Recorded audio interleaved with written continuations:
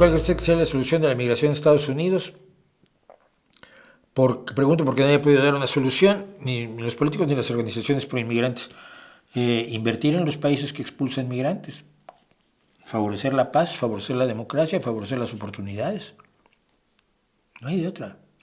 El inmigrante es una víctima de la situación en la que vive, ya sea bélica o económica, de la desesperación, de la angustia, del miedo, de la persecución.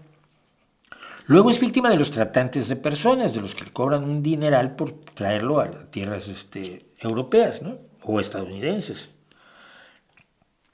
Luego es víctima de los fachas locales, que lo ven como un criminal en vez de como alguien que está huyendo de una situación en la que ellos nunca han estado y que probablemente no aguantarían.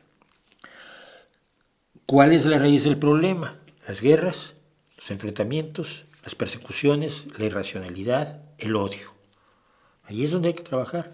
No creo que sea fácil. Pero si no trabajas allí, el flujo de inmigrantes nunca se va a detener.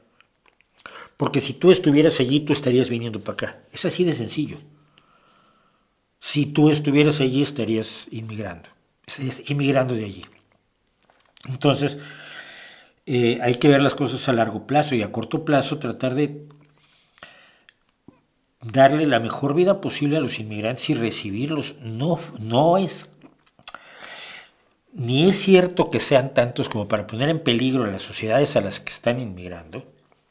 Hace poco hicimos números con las inmigraciones, ni las están poniendo en peligro, ni están echando a los propios ya habitantes de esas sociedades a huir a otro lado. No están creando un problema de exceso de población, ni mucho menos. Simplemente a algunos no les gusta, pero yo creo que se les pueden dar oportunidades a los inmigrantes y frenar el flujo, pero frenar el flujo así, atacando las causas del problema. El problema es que la gente quiere vivir mejor de lo que vive. Ayúdalos a vivir mejor y no vienen a donde tú estás.